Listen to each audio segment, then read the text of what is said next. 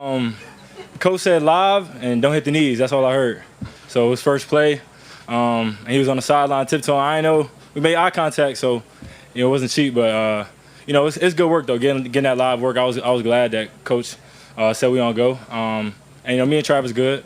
No beef. Honestly, I really didn't think I hit him that hard. It was the reaction from like Ray Sean and everything. Like, yeah, I was like, I hit him like that. It was like, yeah, you hit him like that. So, and I saw it on film. It was decent. I didn't feel too bad though.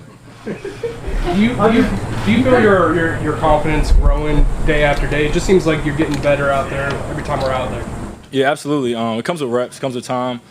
Just being around professionals and letting my mentality grow, and then becoming a leader is what I'm striving for right now. So my confidence has been growing in that aspect, and I'm looking forward to more growth. How much contact do you need before the season starts? I think you guys have another live practice next Monday.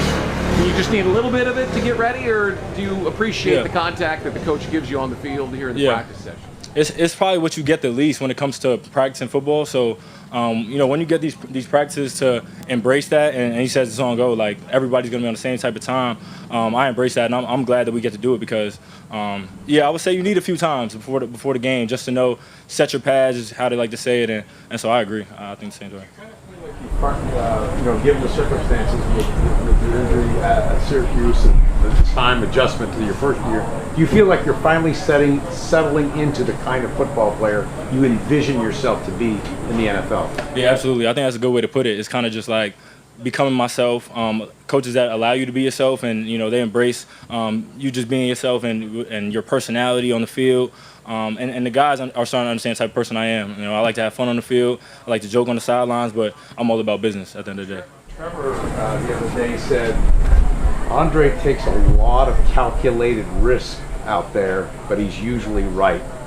Would you say that Trevor's assessment in that regard is correct?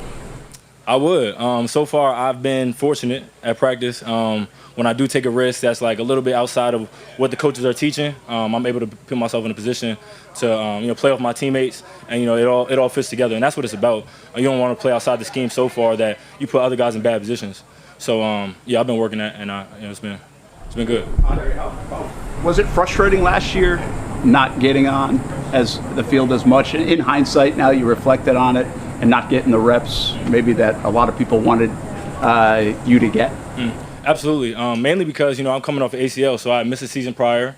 You want to have your comeback season that following season. So to come back and then not have the opportunity, as I imagined, was frustrating. But, it's all part of the process. Andre, I caught up with Dino Babers about a month ago in Charlotte, and he was surprised you didn't play as much last year as well. But he said you were mentally one of the fastest players he's ever seen when it came to understanding responsibility and trusting your instincts. Just interested in your response to that. Yeah, shout out to Coach. Appreciate him. And, when I got to Syracuse, I came from a school that had really advanced me in terms of like football knowledge at IMG Academy. So I had the opportunity to start as a freshman. Like my first day of spring ball, I was a starter. So they put a lot of pressure on me in that aspect, and I was able to handle it. So yeah. On paper, it looks like this defense is going to be a lot better, and then you guys have been pretty good out here through 2 weeks. Do you guys feel it in the locker room, on the bus, wherever, that you guys got a chance to be a pretty good defense, considerably better than last year? Absolutely. That's the mindset. The mindset is to be a top defense. That's just how we've been carrying ourselves, is what we've been talking about, and that's the standard. So when we have a day that's not up to our standard, we talk about it and we say it's not acceptable. And like even these preseason games, we're looking to have a standard. And wins and losses aren't the biggest thing when it comes to preseason sometimes, but we're approaching it as like it gotta look a certain way. I was gonna say top 5 rushing defense. Is that what you guys talk about?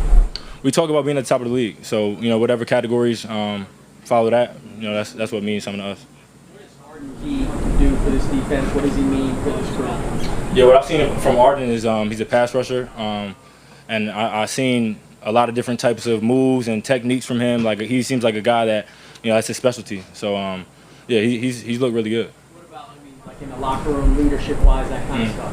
Yeah, good dude. Me and him go back and forth and joke a lot. So he's a personality guy, I would say. Someone that's been around the league, been on winning teams, and he'll express that out here. He'll bring us up sometimes and be vocal, and you appreciate that because he comes from winning background. A lot of young guys. That's good to have a guy. Absolutely. How important is it for the starting secondary to get those game reps as a unit out on the field during preseason? It's crucial. I know. For me, I still got things I'm working on. So I'm focusing on that so that when game one comes, it might not be perfect yet, but I know I put my time into it in live situations because off season and even practice, you can only do so much. So I appreciate these preseason games. I really do. You're one of the few DBs that regularly hits that jug machine before or after practice. I mean, you're planning to get your hands on a couple of passes this year. You got absolutely. a number in mind?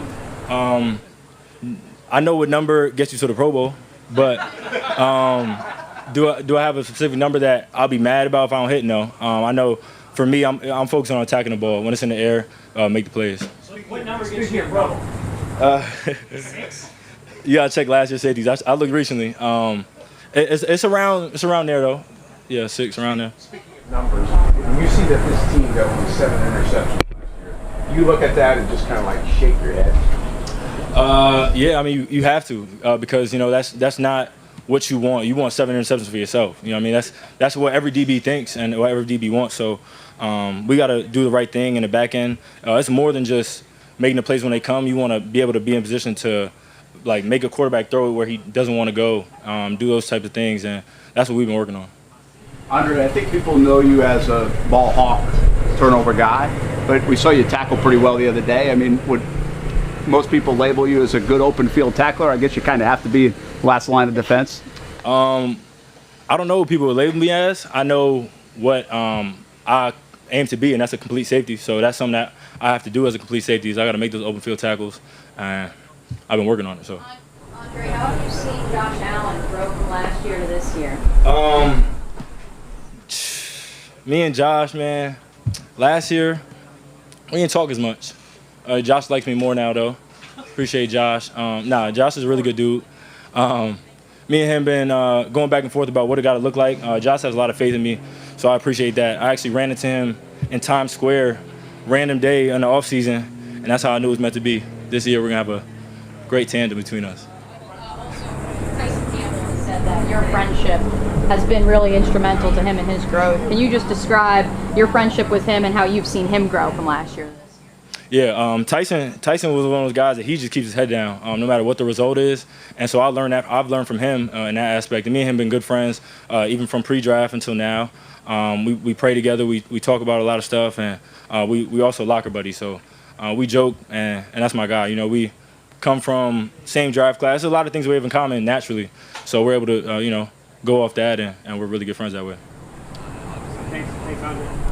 Thank you, guys.